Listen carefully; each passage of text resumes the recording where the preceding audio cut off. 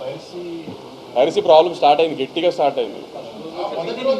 మేము ఈసారి ఒక ఐడెంటిఫై చేసింది ఏంటంటే, మా మ్యాట్ 2 రిలీజ్ అయిన తర్వాత నేను ఫస్ట్ డే వచ్చిన కాపీ మేము ఓవర్సీస్ సెన్సార్కి రిలీజ్ చేసి ఒక కాపీ ఇచ్చాము. ఓవర్సీస్లో కొన్ని కంట్రీస్కి సెన్సార్ కావాలి, వాటికి సెన్సార్ కాపీ ఇచ్చాము. ఆ కాపీ రిలీజ్ అయింది. మేము ఈసారి అది ఐడెంటిఫై చేసాము.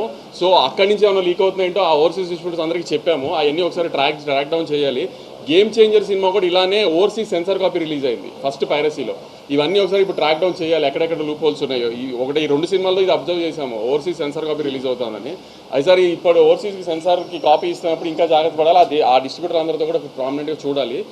మామూలుగా థియేటర్ కాపీ వస్తే దాన్ని ఇంకా చేయలేము, దాన్ని ఏం చేయాలి ఇప్పుడు చూడాలి. ఎందుకు సడన్గా ఇంత 2 months ఇంత ర్యాంపేజ్ లాగా వచ్చేసింది. యాక్చువల్లీ మొన్న సికందర్ అయితే మరీ అన్యాయంగా ముందు రోజు రాత్రి వచ్చేసింది. సో ఇట్లాంటి ఏంటో మరి సడన్గా ఇంత వచ్చింది, ఇదేంటో ఒకసారి మళ్ళీ గట్టిగా ఒకసారి దిల్ రాజు గారు మొన్న అదే చెప్పినట్టు ఒకసారి ఎఫ్డీసీతో కూర్చుని గవర్నమెంట్తో డిస్కస్ చేసి ఏదైనా చేయాలి హ్యూజ్ స్కేల్లో, లేకపోతే చాలా డ్యామేజ్ చేసేట్టు ఉంది ఫర్దర్గా వెళ్ళే కొద్ది. అవన్నీ సరిపోవు.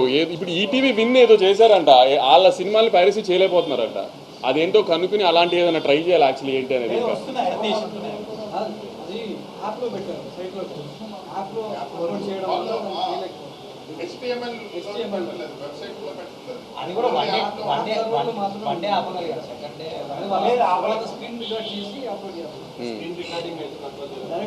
పైరసీ కూడా మోస్ట్లీ స్క్రీన్ రికార్డింగే కదా, థియేటర్ రికార్డింగే కదా.